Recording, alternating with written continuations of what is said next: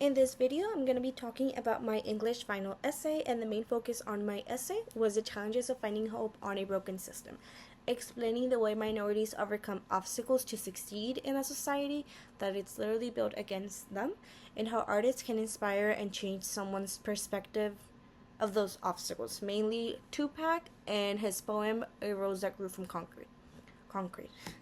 In the most impoverished neighborhoods, children grow up surrounded by violence, limited opportunities, yet in the middle of that, some manage to rise above those circumstances. And that's mainly the focus on the Rose That Grew from Concrete, Tupac's poem. Um, in communities weighted down by poverty, racism, and systemic violence, hope is often seen as something that's not realistic. And in the poem, the rose is a metaphor for someone blossoming and rising from above those circumstances. The concrete illustrates the concept of a systemic oppression and how everything is literally built against you growing from those circumstances. So the rose is growing from that concrete, which is something seemed as impossible or really hard thing to do. He also mentioned proving nature's law is wrong. I learned to walk without having feet. Nature's law, it's another metaphor from what's expected from minorities is for them to not succeed and to just be stuck in that violence, poverty environment. And you learn how to walk without having feet. You literally learn how to manage those situations, grow from that, and walk away, even though it was built for you not to do it. Because the whole society is built against, it's built for white people to succeed without putting a lot of effort into it. Um,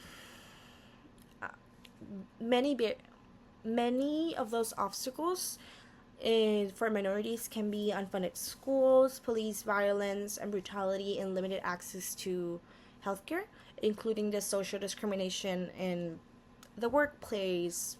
If you're walking down the street, if you're going to a grocery store, you're always, sadly, is something that is still very common and happens, basically, it can happen anywhere. Um, and Tupac saw that from a really young age. He's wanted to rise from above and wanted to inspire more people to do so. So he started writing, he started talking about it in his interviews, even in his college little interview that he did, or was it, I believe it was high school, my bad. He always wanted to talk about it and make this a big issue and make the message clear. That hope is not a weakness, it's a strength, and it's what keeps people alive in the world that sometimes forgets about them. Again, going back to the poem, it represents survival and it represents a win in a broken system created to focus on white people and not minorities. The racial default is always going to be white, and whiteness represents the status of everywhere, and every public environment is always going to be a white person unless they change it to be someone else.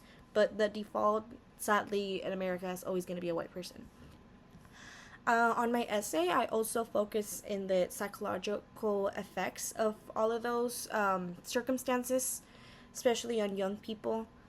They can start presenting symptoms of anxiety, PTSD, and depression, even though they could be so young they don't even understand what those words mean. It's something that happens a lot. Researchers even have a full concept for that called invisibility syndrome, which is a concept of all of those things together, and the stress caused by racial indifferences. So it's the feeling of being invisible in a society that's built basically not for them. It's only built for white people. Despite all those circumstances, people start turning to their families, to religion, to music, and in order to cope with those feelings of self-doubt, not feeling confident, feeling like you don't belong in when you're succeeding. Yet even with trauma, loss, and the weight of a broken system pressing you down every day, people still move forward from that, and people make a difference, not only for them but for their whole community. And it's something that's very inspiring among young people, and it's something that's still constant.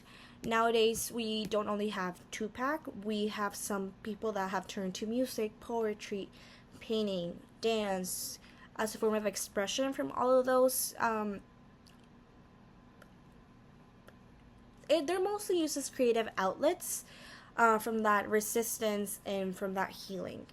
Nowadays, we don't only have Tupac, we have music from Kendrick Lamar, from J. Cole, from Beyonce, that are mainstream media, that are basically telling their real life experiences as a minority and how they were able to succeed and inspire their families and their communities or worldwide, to just inspire them to be better and to believe in themselves, because we are nothing without our internal confidence, and that's something that we need to work on from a really young age if we want to really believe in ourselves.